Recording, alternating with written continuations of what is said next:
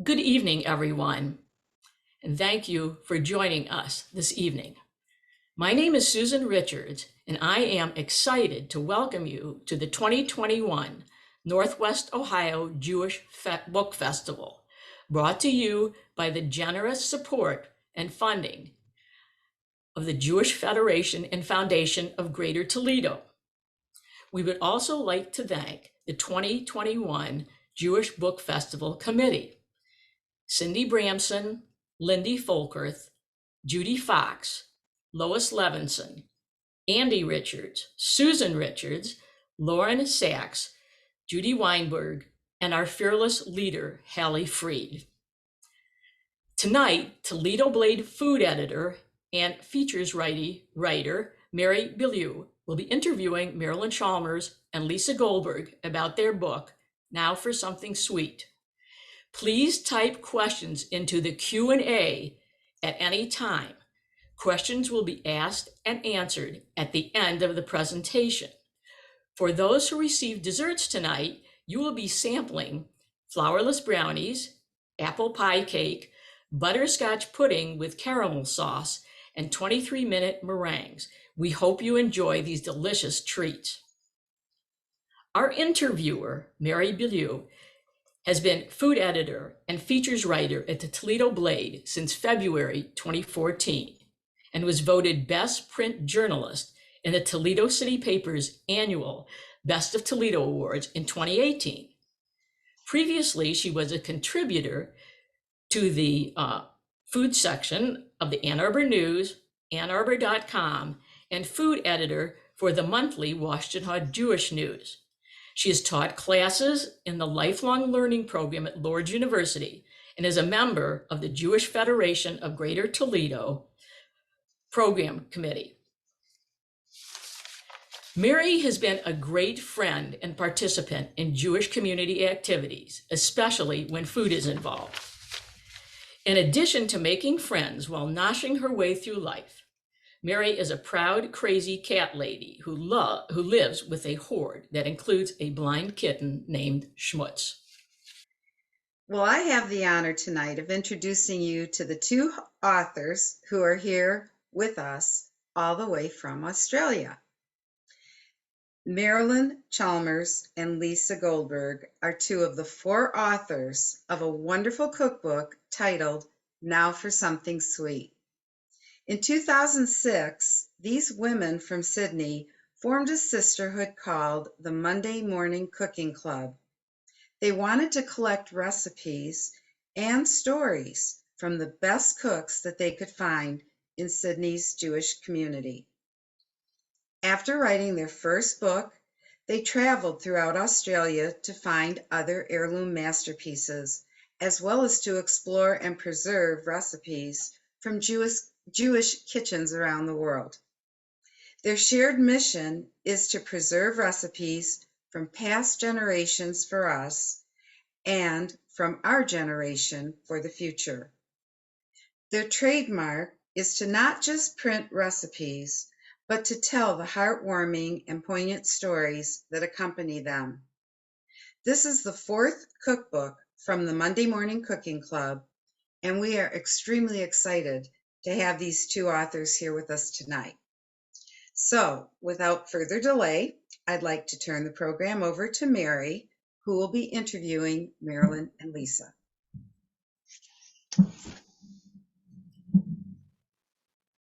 Hi there, and welcome. I feel like we're part of the Monday night, Tuesday morning cooking club here. Good morning, good evening. We're great. Thank you for having us. It's really nice to be here. It is always so strange that it's morning here and evening there, and we're all here together. We kind of get to work because it looks so 24 gorgeous hours. and sunshiny, and we just went off daylight savings time, so it's been black for like 4 hours already.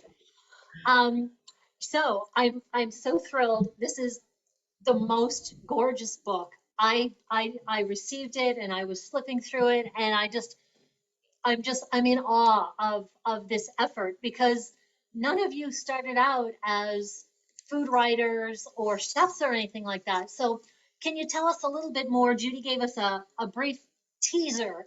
tell us a little bit more about how you formed your club. Well, it's hard to believe that it's actually been 15 years, 16 years coming up to that we started. Yeah. So we came together with we planted a tiny seed of an idea to write a cookbook for charity.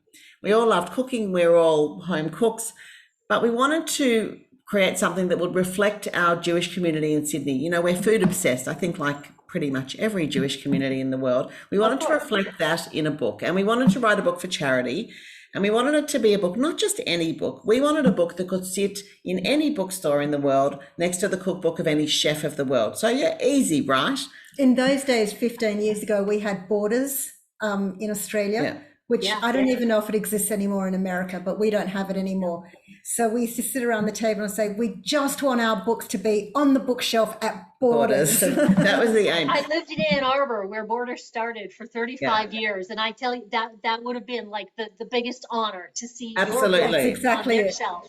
Especially in the front shelves, remember, where they put the best cookbooks as you walked in? Like, that was what we wanted to do. But of course, we had no idea how to do it, no idea where to start. But we wanted to collect the best recipes from the best cooks we could find in Sydney. So of course we started with our families, with our friends, with friends of friends, and slowly we collected recipes. You know, it was important to us to find those recipes that needed to be preserved for the future. And also to tell the stories, as you mentioned, tell the stories that would tell the story of our community, you know, create this sort of snapshot. So we started out having no idea where to go, where to start. I remember that one of our co-authors, Paula, used to say to us when we were overwhelmed, how do you eat an elephant? One bite at a time. So we started one bite at a time, collected recipes, started testing. It took us 5 years to publish our first book because in Australia, the Jewish community is so tiny. So then when we went to publishers, you know, we had our eyes on the best publishers in Australia. And I must say, Australia produces beautiful cookbooks. Yeah. And we went there and it took a year of waiting and asking and waiting. And at the end, they said no. 3 of them said no, no, and no. Because why? There was already a Jewish cookbook out and, you know, the market's small. So that was so devastating for us. It was a really difficult time, but we picked ourselves up and decided that we would self-publish. So our first book was published in 2011. We funded it ourselves. We put together a business plan, which miraculously worked. And the book was produced and our first print run of 13,000 books was sold out in a couple of months. Raised a lot of money for charity through that one. It was actually a really great start. But then we were picked up by HarperCollins and things changed from there. So second book, we realised we couldn't just stay with Sydney. We needed to go Australia-wide. Second book, The Feast Goes On, was published in 2014. Then we thought, look, we've done Sydney, we've done Australia. What's next? The world. So we tried to collect recipes from the best cooks we could find in the world. In between the two, we had done a quick book tour in the USA and had met lots of like-minded people and realised, I mean, we knew already, but it gave us, I guess, the confidence to think that we could go and mine some recipes there and in other places. But what we found out is the world is a mighty big place, and it was really, really tough to collect recipes from the world, I've got to say. I think I wrote to every Jewish organisation in the USA and Canada saying, hey, we've got this group in Australia and we're collecting recipes. Can you put me in touch with the person in your community who would help us find the best cook? And I think we got 5 replies from hundreds of emails. And it's like, that surprises me so much, you know, because we're all so obsessed with food and we're so obsessed with recording history that I would have thought that would immediately tap into people's hearts and that you would have been overwhelmed. So did we. Yeah. I think because we were cold emailing, you know, just out of the blue, who are these people? People are busy. And so that really wasn't successful from a volume perspective, but the quality of the recipes we got was amazing. And so that was fantastic. So our third book, It's Always About the Food, with us on the cover, was released in 2017. And then at the end of that, we thought, well... I thought. There's something Pay about more credit. What are the other? there's something about Jews and cake. I don't know what it is, but for every savory recipe we got about 3 or 4 sweet ones. So I said to the girls, look, we've got all these sweet recipes. We can have a book done in a year. It'll be really easy. Let's just do it. And they were like, yep, great, fabulous. I've got another year in me. And anyway, as it turned out, it wasn't a year project, because when we started, our publisher wanted us firstly to do an encyclopedic reference book, I guess, of Jewish desserts or desserts from Jewish kitchen across the world. And when we started looking into it, we realized that it was just too huge a task. And, you know, there are so many different cheesecakes. There are so many different villages that people came from that have different versions of the same thing, that how do we even start to do that unless we took 5 years out of our life, which might have been fun, actually. We used to talk about, you know, take it on the road, leaving the children and the husbands at home and just getting a bus in Europe. Yeah, and just driving around from shtetl to shtetl. I mean, that would be great, but in the real world, we couldn't do that. So we decided that this book, this 4th book, would be the recipes that we love, the recipes that we just couldn't live without. So we searched the world, we searched Australia, we referenced lots of cookbooks of Jewish authors to find out what we didn't know. You know, we knew what we had and we knew the things that we loved, but we didn't know what we didn't know. We didn't know what we were missing. So we went out trying to find that. And what we have then is this collection of recipes in Now for Something Sweet. That was published in 2020. And we started our book tour in Australia at the beginning of March. And we were in Perth, which is across the other side of the country, when we sat down at breakfast on the 12th of March and said to each other, we have to cancel the tour. COVID's here. And that was the end. That was kind of like our existential crisis. And we are, I guess, we are happy to be picking up, I guess, where we left off last year. Yeah. Yeah. Well, and not to in any way minimize the horrific worldwide tragedy, at the same time, you're not being able to tour facilitates your being able to join us in Toledo tonight. So we're going to try to look at the positives there. You're very right, Mary, because 12 months ago, I don't think we realized just how much we could do on Zoom. And exactly. It's a bit of a silver lining that we can do so much with the USA now. Yeah. That's it, because you would not have been able to come here without great inconvenience and expense. We would not have been able to come to you. And yet here we are all communing over cake. And for everybody who hasn't seen the beautiful samples that were made, there are the flourless brownies, the caramel apple cake. Do I have that right? Apple pie cake, I'm sorry. A butterscotch pudding and 23-minute meringues. So they are not kidding when they're talking about the best recipes. So we still get to eat and have a little nosh and have a little conversation, and we're still having our fun. And that's what being a part of your club is about.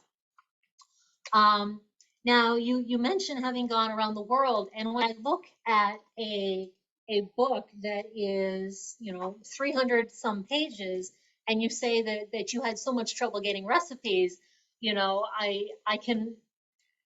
I mean, this is just such a treasure trove. And I loved how you say that you've got recipes from South Africa, from Argentina, Morocco, Sweden, New York City. You've got all of these, and it strikes me almost as like a genealogy project, because this is timeless, and you're preserving names, you're preserving recipes, you're preserving these moments in time, but these communal moments from around the world. But when you noted that sometimes recipes were very similar, and they could be, one in Australia, one in Toledo, and they'd be very, very close, depending upon where somebody's family came from, there also had to be some differences. Like somebody was calling something a babka, and it looked like this in this recipe, it looked like that in another. So did you have the old sort of, 2 rabbis, 3 opinions kind of thing, as you tried to hash out some of the details and figure out which recipes to use and which stories to retain? It's a really good question, Mary. There are some times where we get a recipe where we only received one, even though we know that it was an iconic recipe, I guess. In the Sephardi world or in the North African world, Nut-filled cigars are very common across all the different cultures, but we only received one recipe for it.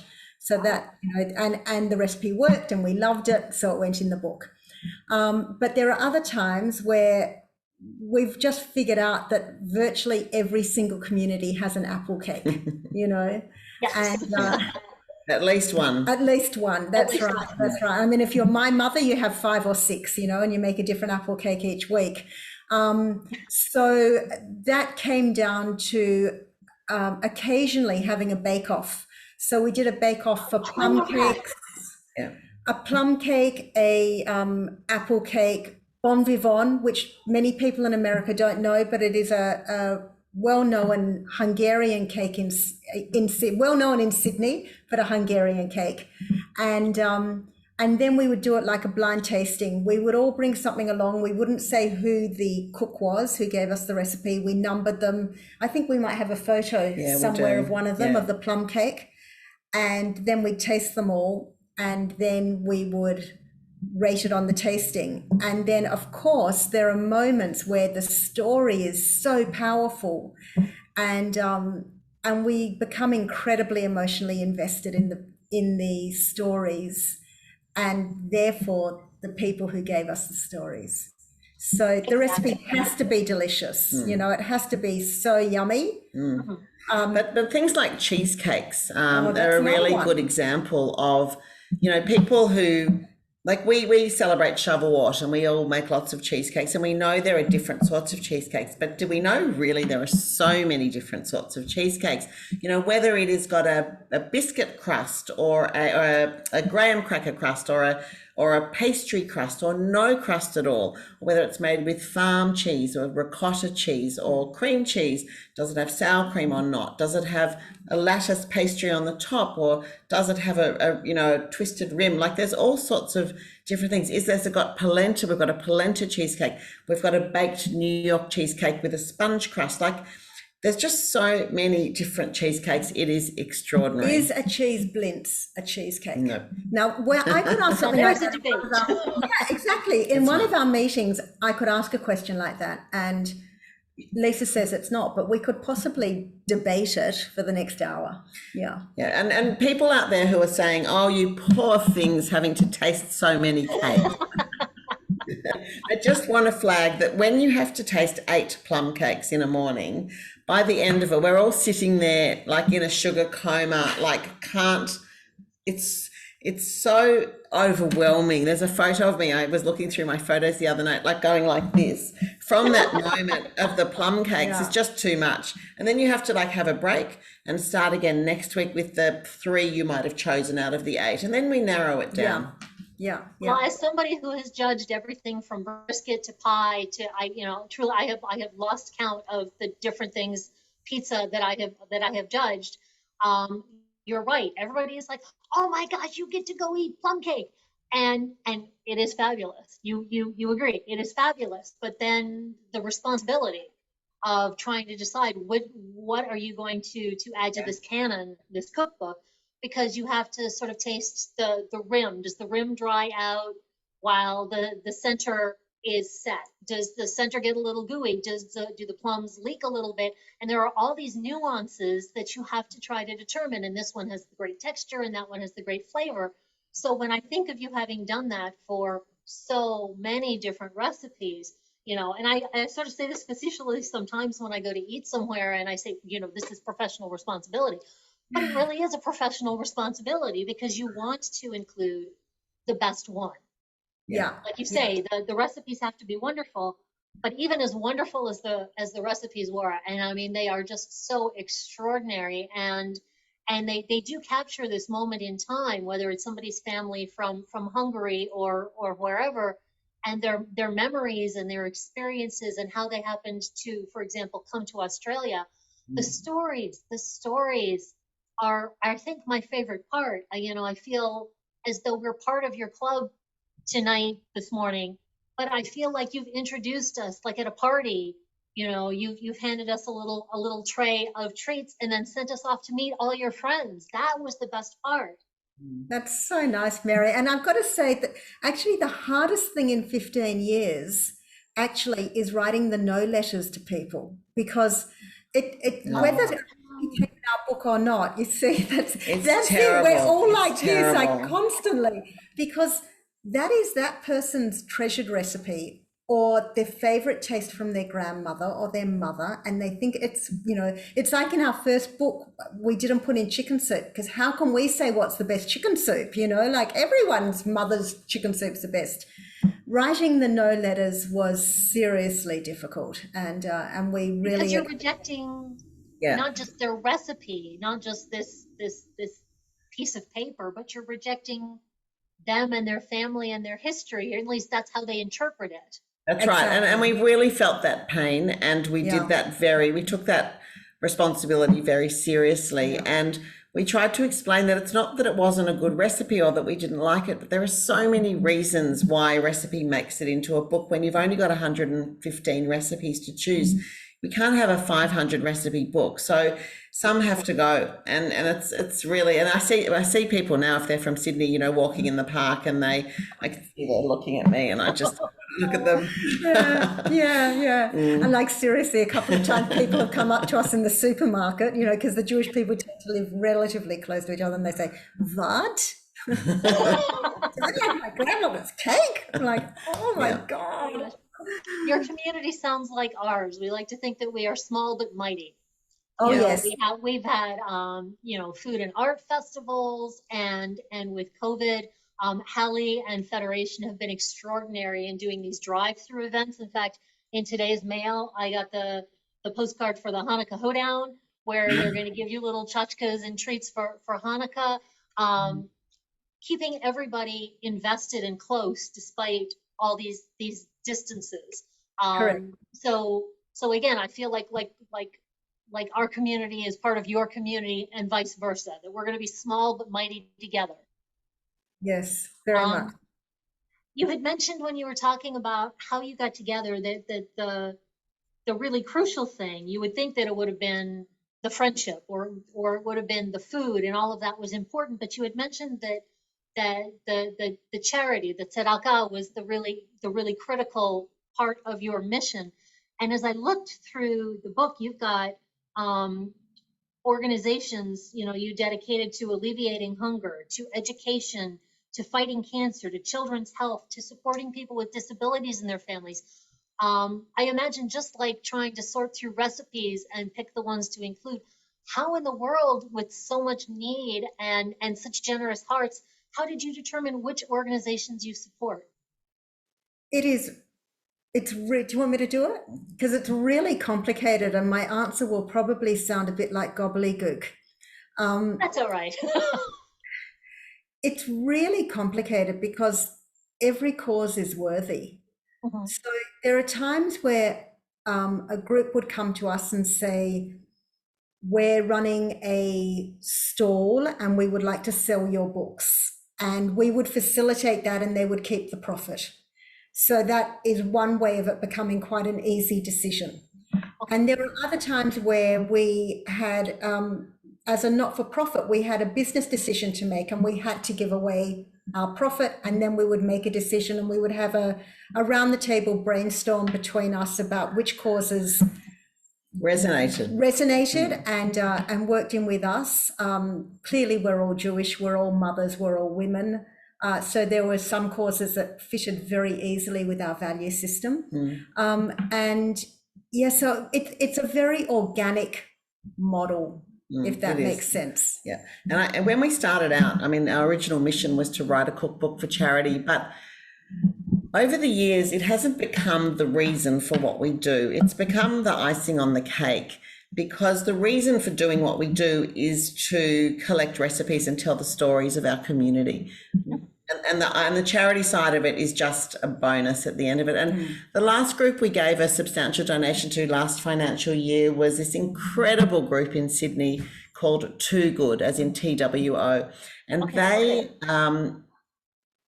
empower, motivate, enable women who have been, you know, who are doing it tough, who've been subjected to domestic violence, who are living on the street. They teach them to cook and to create sustainable lifestyle, I guess, for themselves. They give them the ability to take that, and it's incredible. So we supported them, and we went on a tour of their facility, and it was just fantastic. Yeah. And they're actually just putting out a cookbook now, which is why they're in the forefront of my mind.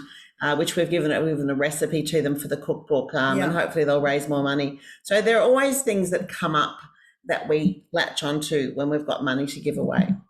Yeah. Oh, I love that. I love that. You know, a number of years ago, I was looking at a cookbook from an African chef, and one of the things that resonated with me is precisely what you said, is that in his culture, the definition of a rich man was not the one who had the most, but was the one who gave away the most. And when I see your faces light up at the ability to support all these wonderful programs and all these wonderful causes, I mean, that's exactly what it strikes me as, is that you are rich people to be able to do so much good and to help so much, while also engaging in this crucial, important project.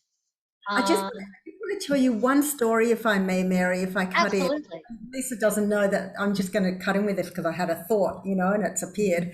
But one thing we did for charity, which was really fascinating, we did a kind of degustation dinner at Lisa's house for a brain cancer foundation. And like Toledo, the Sydney Jewish community is small, and most people haven't tasted homemade chicken soup or Jewish food and have no notion of it. So we put together this degustation dinner that we cooked ourselves for. Yeah, we called it a degustation of Jewish food. Yeah, and it was 30 people. 30 people, we charged $360 a head. Would that be right? Yeah.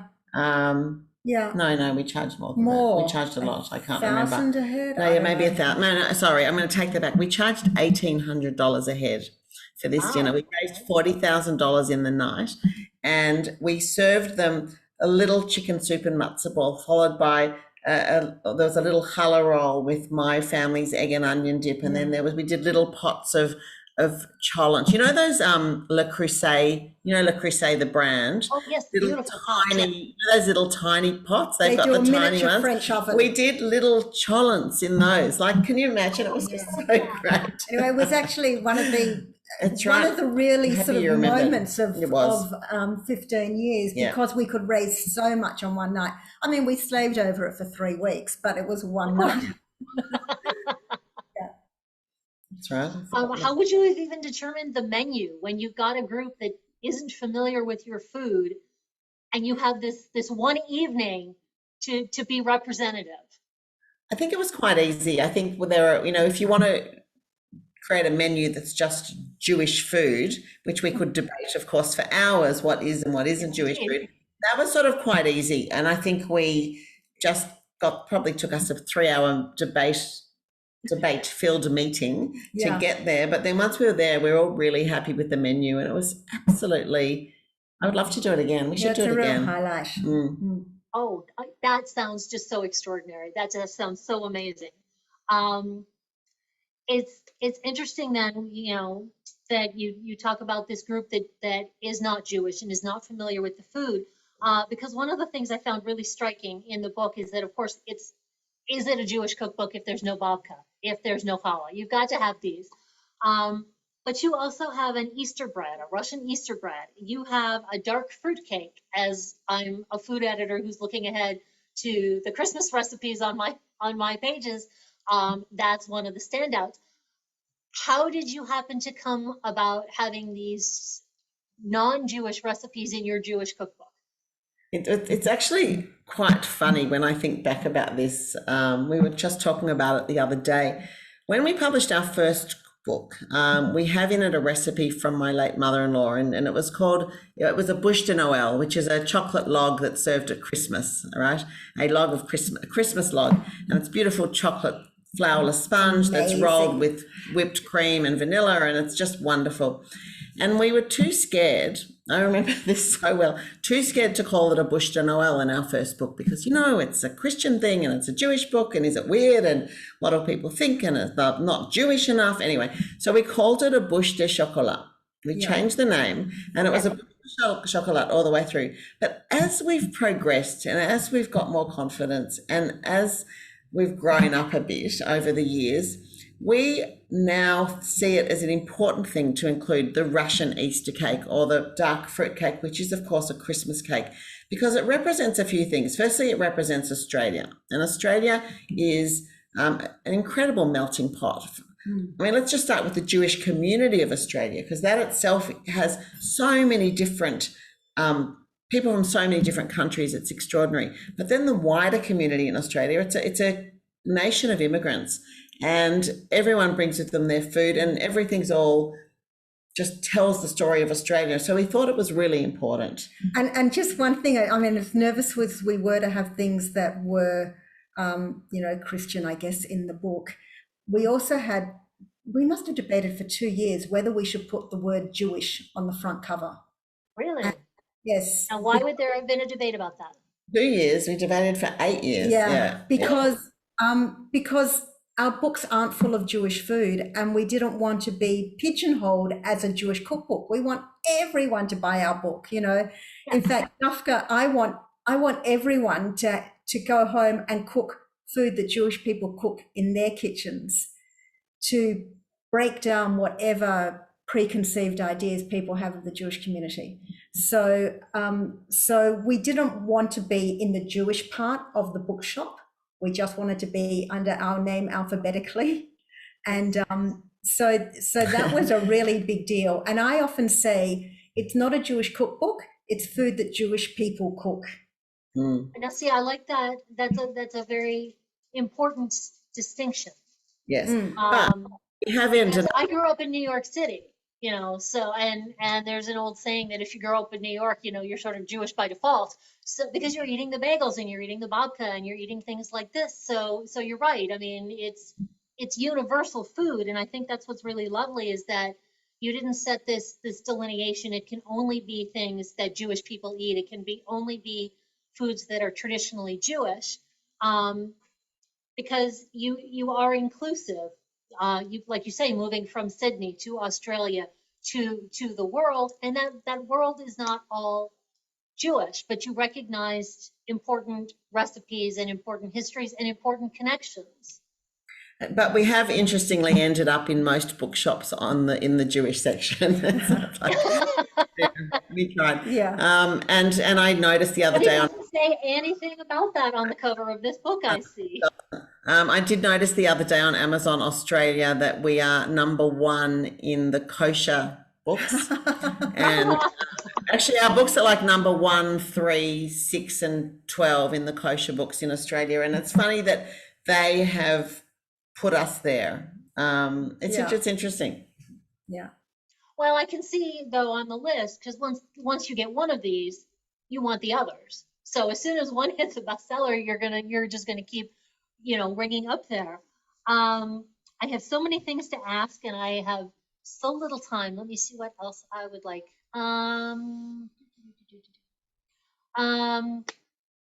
So as I looked through the cookbook, we've got our Thanksgiving coming up. So I immediately saw the pumpkin chiffon cake. I thought, whoa, doesn't that sound nice? And of course, Hanukkah is coming up. So what are maybe some of your personal favorites to serve for Hanukkah or for Shabbat? Anything like that? I've got so many. Yeah. I know that's like the simplest and hardest question all at once, isn't it? Yeah. For Shabbat, there's in books 1, 2, and 3, there are several chicken kind of tray bakes that I love. One of them is chicken with olives and capers. That is so easy and so delicious. And I'll do 2 chickens, they're cut into pieces. So 2 chickens cut into 10 for the 8 of us or 10 of us around the table. And we've only come out of lockdown about 3 weeks ago, by the way. So we've just started gathering the family again. I was just going to ask where you were in terms of that and how many get to gather around your Shabbat tables at this point. Yeah. So normally we would have sort of, my personal table would be about 10, and then I would invite one other family, so it would go up to 14 to 16 maybe. But for the 4 months of lockdown, we were very locked down for 4 months. It was just me and my husband. We're empty nesters. And my it goodness. was just the two of us, and that was really weird. But anyway, there's the chicken dish, and I didn't grow up with donuts for Hanukkah. I have had, I should say, a Hungarian mother and a Polish father, so I grew up completely with latkes. You know, and latkes Yeah. really, really big deal in our family. Now, how do you top the latkes down there? Because we have the sour cream and applesauce debate here. Now, you do that in America. We don't do that in Australia. I just do them savory, I've got to say, but I grew up with parents who dusted icing sugar on them and made them sweet. I just can't get my head around that. Have you tried them, though? At one of these club meetings, you have to have tried them. You know what, Mary? For you this year, I will try it. Okay. Thank you. I will try it. I will try it as well. Yeah, I can see the sort of sweet, savory, crispy. Yeah, because I like the sweet, salty kind of contrast, and I think you either love that or you don't. And I'm seeing one of each. In the book that you have in front of you, we've adapted the Monday Morning Cooking Club latke recipe with bhaji spices, which are Indian spices, and you know, for us it works amazingly because we've got Hanukkah and of course Christmas if you're not Jewish, but for us it's summertime, and so this is our enormous entertaining season. Everyone's in holiday party mode, and so it's a great thing for people to just have when friends come over for drinks. On that note, I should say there is for people who don't know, there is a savory chapter in the book, even though it is called Now for Something Sweet, because we just thought that at the end of all this sweetness, you just need a bit of sort of salty relief. And so there's just one little chapter with a few fantastic things to have as snacks with a drink, and the latkes, the savory latkes are a part of that. For me at Hanukkah, I love donuts, because donuts for me have got a deeper meaning than Hanukkah, because my late dad, who we're coming up to, I think it's 6 years actually in 2 weeks that he passed away. And he and I used to have this thing when I was little. We used to go down, I lived in Melbourne, which is another city just quite close to here. We used to go down to the water, down to the docks at Port Melbourne and watch the ships come in. Well, that's what we were supposed to do. I don't ever remember a ship, but what I do remember is that there was a little van, a little caravan that sold the most incredible jam donuts, these little boiling hot, filled with jam before they're fried, so the jam is hot and burns your lip, then tossed in sugar, so you eat them and you get sugary mouth and hot jam and soft dough. And that's just such a part of my DNA now, that donut. So for Hanukkah a few years ago, I went looking for that recipe, and I found an Israeli guy who made these amazing jam donuts.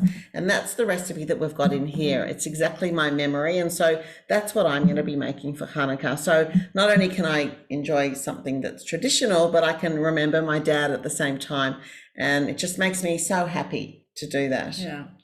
Oh, now see, I love that. You know, it's so hard when you don't have a recipe, or if you do have a recipe and you try to make it. And there was one of your recipes, there's a story that goes along that someone's got all the ingredients and makes it, and it's never quite the same. Do you find that you feel closer to somebody when you're at least trying to make their recipe, or does it sort of make you feel a little more distance, and that you miss them because you just can't get it right and you feel that loss? I have a couple of recipes that I never got. And one thing that our books have done for a lot of people is it's motivated them to get their own family recipes. And we get asked so often, you know, what do you recommend people do? But they need to go there and video and record and write and check and test. I had two of my aunties who have since passed away were the most amazing cooks. And I still have a scribble of a cheesecake recipe with no method, or a very vague method. It's like add enough flour till you have a pastry. Because they knew exactly what they were doing by sight, by touch, so they didn't need to write it down. Exactly, and that's the problem. And my heart aches a little bit that my Auntie Leah's cheesecake, which I remember as the most extraordinary cake in the world, can never be recreated. I have, however, recreated one that is the closest I've come to just recently, and getting there, but it's just so sad. Yeah. And from my point of view, my mother's custard chiffon cake, which is in the book that you've got. My mum was an extraordinary Hungarian baker. And I mean, I could talk for the next hour of the things she made me do. You know, she was very nocturnal, and I would be going to sleep at 10 o'clock at night or whatever, you know, as a 15-year-old. And she would come into my bedroom and say, "Don't go to sleep. I've just started making pastry." Oh my goodness. Make me come out. I'd be so tired. She'd make me come out and touch the pastry, and she'll say, "One day you're going to remember this." And, you know, and then when when I moved out of home, my mother would actually deliver pastry to my fridge while I was asleep. It was not asleep, at work. It was the 1980s. So that if I came home from work on the weekend and I wanted to make quiche for my friends, because quiche was very 1980s, I would have pastry already done. So I didn't make pastry until I moved to Sydney, which is like saying you went from LA to New York. Came from Perth to Sydney. And when I started making pastry, it was like, it makes me want to cry. I was like, oh, okay, I've got the feeling. I know the feeling, you know, and that was amazing. And there are so many times where, I mean, Lisa used to correct my grammar all the time, and I'd say in the kitchen, this tastes like mum, you know. She'd say, "Merelyn, your mum's not kosher," you know. But you knew that feel. You knew precisely what you were aiming for, and that you got it right. And then there's that huge feeling of success. Yeah, absolutely. And it's really our project that made me start writing down my mum's recipes. Each trip that she came to Sydney, Eliza, my daughter, was quite young, and I'd set her up with the Casio digital camera, and mum and I would cook in the kitchen, and everyone had to be in the right mood for it to work. You know, your teenage daughter's got to be okay. I've got to be not too Bolshevik, you know, it's all got to work. And I would write down mum's recipes as she was cooking in sort of Hungo English. And Eliza would take photos of us cooking together, and then I would type them up exactly how mum said them. So that how she said it is critical too. You know, not your interpretation, because she knew she was giving you the instruction. Exactly. Oh my goodness. Oh, what a critical, huge gift that was, even if it was in the middle of the night. She knew you were going to need this someday. It was great. Yeah. So with your club and your meetings and 4 successful cookbooks and new recipes that you have to work out and figure out and Hanukkah to prepare for, what is next for the Monday Morning Cooking Club? And I'm going to end on that note before we take questions from everybody else in attendance. At the moment, we are working on sharing what we have with everybody, because we've got 4 books, and there are so many recipes. It bothers me so much. There are so many recipes hidden in these books that people, you know, you buy a book, you cook from it for 3 months and you put it on the shelf. So we want to revive these recipes. And I've been doing Instagram lives we did it all through lockdown, and I'm doing them every week now, a couple of times, just to get people cooking again and get people motivated and inspired to get back in the kitchen and cook for their friends or family or themselves. Yeah. We're really building a community around the world, more and more. That is fabulous. It has been such a joy and such an honor to join you and be part of your club today. I'm going to hand it over to Hallie now, because I'm sure that there are people who have questions. Yes, thank you so much, Mary and Merelyn and Lisa. We're so thankful that you woke up this morning to join us. They did message us. They're like, "We didn't realize you had daylight savings time." I'm like, "I didn't realize you guys did it." So I learned something new today. We have a couple questions. I'm just going to remind everyone while I'm asking this first one, if you have any, at the bottom of your screen down here, there's a little box, 2 bubbles, and it says Q&A. You can type your question in there. I'm going to read, this one has a little story to go with it and a couple questions. So it says, my son's favorite baked good has been from a bakery in Cleveland, Ohio, where they call it a coconut bar. The lamingtons from your cookbook look just like them, so I made them, and now these are his favorite. I now have to make them yearly, and he keeps them in his freezer and does not share them with anyone. Her question is there a substitution for mixed spice for like an American version, or should we just look to order it on the internet?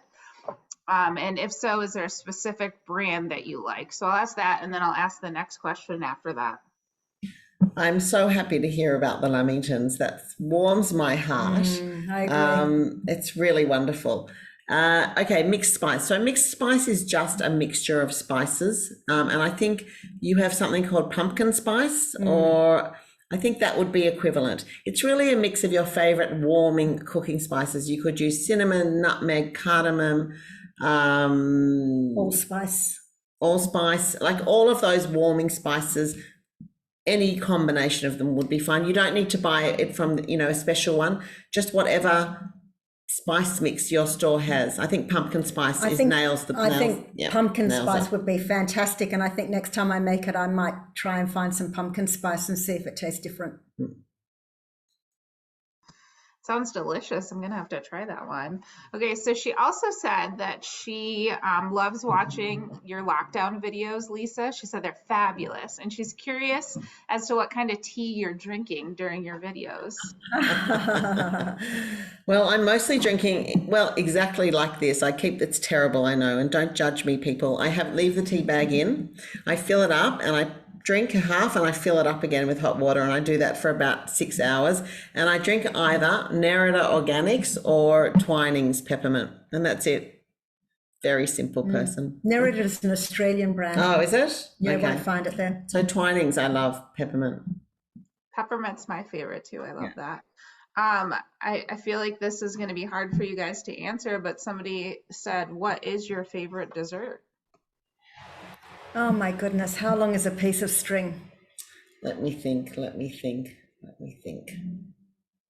It's a very hard question, but there's so many. Depends if you're in the mood for something cakey or something creamy or something chocolatey. Chocolate's not my number one, interestingly. People are surprised to hear that. It's never my number one choice of dessert. I've got a very savory tooth. I really like salty food.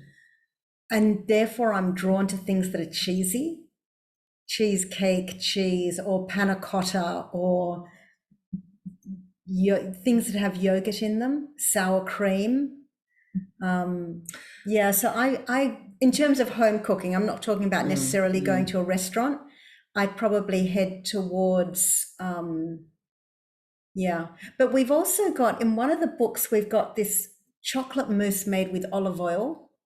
Yeah. And that is the most intensely, insanely chocolate flavor. It is. It's in our third book. With a smoothness and a silkiness that I actually can't describe the texture. It sort of becomes like nougat. I can't explain it. Imagine a cross between chocolate mousse and nougat. It's extraordinary from the olive oil.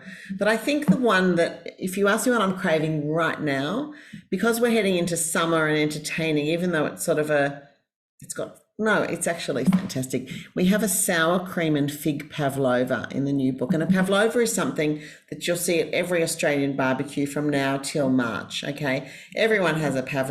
I'm smiling from ear to ear because it's my recipe. A pav, which is what we call it, which is a meringue base, but it's not quite just meringue. It's a base made with egg whites and sugar and a few other little things. And what happens when you cook it and cool it is that it becomes crisp on the outside and marshmallowy on the inside. And then you top it with, in this case, sour cream, which is so good for our savory teeth, right? Because we love not so sweet, with figs, roasted figs and caramel, tahini caramel. It's a salted tahini caramel. It is. So it's got a bit of salt cutting. I'm going to show you a picture. I want to eat it right now that I've thought about it. Yeah. It did take me a minute to think, but it really is. I'm going to make it tomorrow. I'm making it for New Year's Eve. I've already promised it to people. I mean, I wish you could send it here because now I'm like drooling. It sounds amazing. I've had pavlovas before, but that sounds amazing. Oh, it's beautiful. Oh, it's really beautiful. Yeah. And the taste, I actually call it an adult pavlova, because most of the pavlovas you'll have at everywhere. It's sweetened base, obviously, with the meringue, and then they sweeten the cream as well, and then sweet fruit, and it's just all too much. This is Yeah. Sounds amazing. Okay, I got a couple more for you. Some said, I know lots of people who will not share their recipes. Were there any people that you really looked into that you wanted their recipe, but they wouldn't hand it over? Yeah, there were a few. Yeah. Some because the recipes just weren't written down, particularly Sephardi's, they throw in a handful of this and a pinch of that. Some because they didn't want to share it. And just probably once or twice we were given a recipe and we really liked it. And then afterwards, the person said, my mother left out her secret ingredient when she gave you that recipe. Like she didn't want to give the whole thing away. There's one story very close to my heart that I still cry about because it's very sad. I grew up in Melbourne, and there was a lady there who used to make these biscuits or cookies. We call cookies biscuits here, and they were like a little bagel-shaped biscuit with some sesame seeds on the top. And my mum used to go and buy bags of them from this lady who sold them. And for years and years, Mum used to say, when I was a teenager, and I was interested in cooking, can Lisa have the recipe? No, sorry, I won't share it. Started writing cookbooks. Can Lisa have the recipe? No, sorry, won't share it. This lady then went to a nursing home. Mum visited her and said, please, can Lisa have the recipe? No, I won't share it. Anyway, she passed away sadly. And there is a relative of hers who I got in touch with and went down to visit her in Melbourne and said, can I have the recipe? So she's got the recipe, but not the method. And I have made these biscuits with the recipe, 30 times. And they're okay, but they're not the same. And there was something she did, and we don't know what it is, and we're never going to find it. And what's sad is, she could have been in our books, not for being in our book's sake, but it would have created a legacy from her. Her family would have then been so happy to have that, in writing, in print, and then everyone else in the world would have had the opportunity to make these amazing biscuits and hear the story of this woman and how she made it her life, hobby. Yeah. I guess the flip side of that, to tell you the other side of it, is that we've gone to funerals of friends, grandmothers, and at the funeral, without us having any knowledge whatsoever that this is going to happen, they actually thank us that their grandmother's legacy is in print. And I know certainly for myself, my mother's chiffon cake recipe was a secret recipe of hers. It was her currency, and getting it in print has created, she now has this towering legacy all over the world that I can't imagine what she would think, Yeah, so that's the flip side. Like, it's such a loss when you don't get the recipe, but also when you realize what a height that creates of the person. It's amazing. That is truly beautiful. I'm going to share this with my mom because I think she'll be buried gripping her mandel bread recipe in her hand. So I'm going to share it because Mary knows we've made it before. I have the recipe, and Mary will be like, can I have it? I'm like, I'm sorry, I can't. My mom will murder me. I'm so sorry. Okay, I'm going to ask one more question. Obviously, you guys have had lots of trial and errors with baking. What was the worst thing you guys have ever made? No, I'm scared that the person who gave us the recipe is listening, so I can't. You can't. But tell me, which one was it?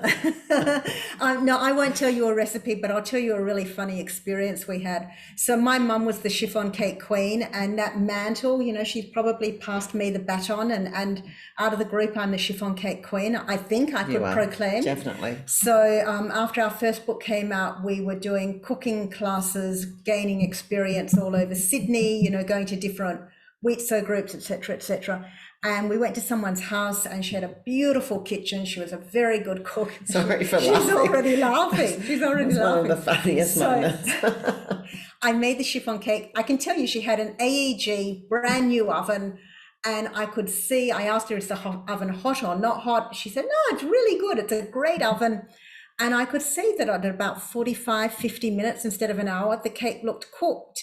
And so I said to the crowd of 100 people, I'm sure the chiffon cake's cooked. I took it out of the oven. I flipped it on the bottle. I put it on the kitchen counter for everyone to see. And then we proceeded to the next recipe while it was cooling down. All of a sudden, 100 people go, oh, as the chiffon cake slipped out of the tin and onto the kitchen counter where it was inverted. And I just went into... It was, I mean, she was very upset. She ran into the pantry and cried. Shut the door. We thought it was, I mean, I understand her pain, but we did think it was, everyone thought it was funny. I mean, it happens to everybody, you know. So I gathered myself and I said, rule number 1 of baking is always know your own oven, you know, so that was it. So that's, yeah. And now when we bake a chiffon cake, there's always one made in advance. And the chiffon cake, because you don't know someone else's oven, is always taken to cool off somewhere else. It's great. It's very good advice for anyone who would be doing a baking demonstration. I have a funny story to share. My 11-year-old has gotten really into baking, and I was reading her recipe to make banana bread while not really paying attention, and she made it, came out beautiful, and we all tasted it, and we're like, oh, what? I told her 2 tablespoons of baking soda instead of 2 teaspoons, and it was just terrible. So we learned very quickly that we have to, she's staring at me like, why are you doing this? But I just wanted to thank both of you so much. This was so wonderful. We thoroughly enjoyed learning all about your story. We love tasting your delicious treats. I look forward to baking them with my kids and forming some new traditions with them. So we're so thankful to you. Thankful to Mary for interviewing you, taking time out of her day to research your book and all about you guys. And Sue and Judy for working so hard on making this night special and for delivering all of those delicious goodies to everyone at home. We still have a handful of these amazing books left. If you would like them, feel free to reach out to me, Hallie at jewishtoledo.org, or go to jewishtoledo.org and you can purchase the book that way. We have Merelyn and Lisa's and the 2 other lovely Monday Morning Cooking Club ladies' signatures that we will put in the book for you, and we will deliver them to your door. We have 2 more book festivals coming up.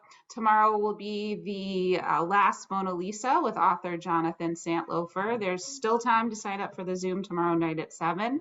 And then our first in-person and last event of Book Festival 2021 will be on Thursday at Congregation Etziam. And we also still have room there. So again, feel free to reach out to me for any of those. Thank you so much for joining us, and enjoy your sweets and get a good night's rest. Thanks and have a great night.